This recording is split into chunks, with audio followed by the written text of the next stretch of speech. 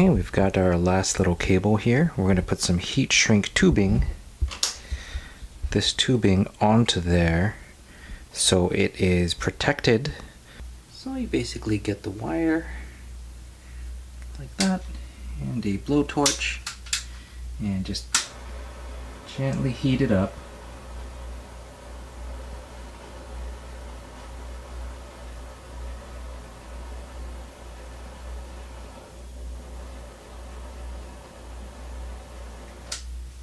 And it will shrink around the place that you want it. It'll be this nice firm grip, which makes it much safer than electrical tape. So we're using this right now to protect the wires. Okay, we're just about ready to hook everything up. The cable's here, all through here, and we took off the negative terminal on this battery and the negative terminal on this battery. So there's no complete circuit.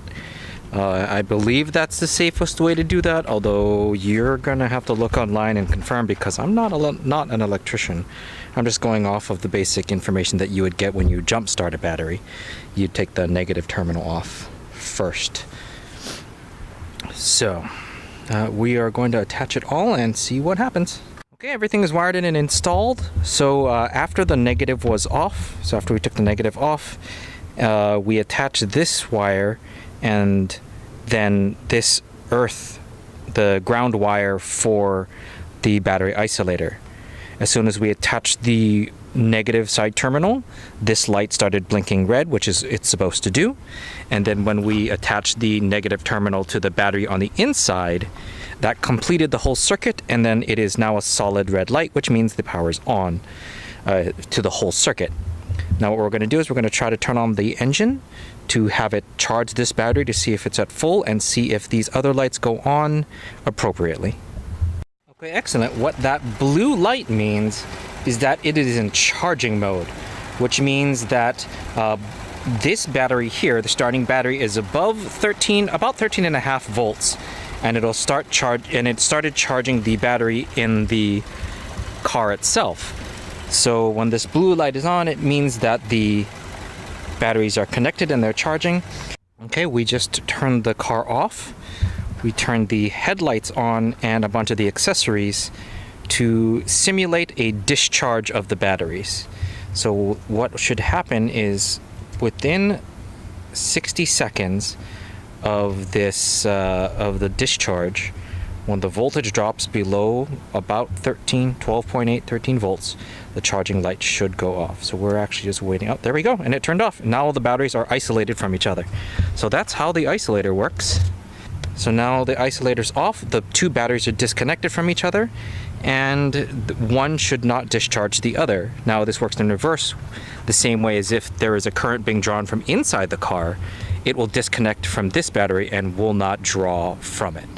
So, excellent, it works. This battery also has this button, this push button here, and this is a manual override.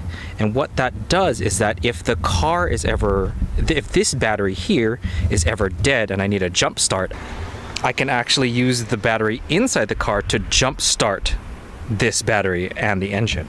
So it is an emergency override push button, which is excellent to have. Okay, we got some 6-gauge cord and these ring lugs that we're going to be used to attach to the battery to power the fuse box, to send power to the fuse box. This is 6-gauge wire that we're using, rated for 75 amps, and that should be enough to run mostly anything at any given time, more than enough.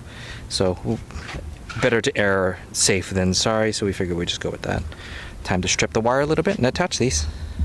Okay, time to test the system. We just wired up the fuse box to this 3 12-volt outlet, cigarette outlet.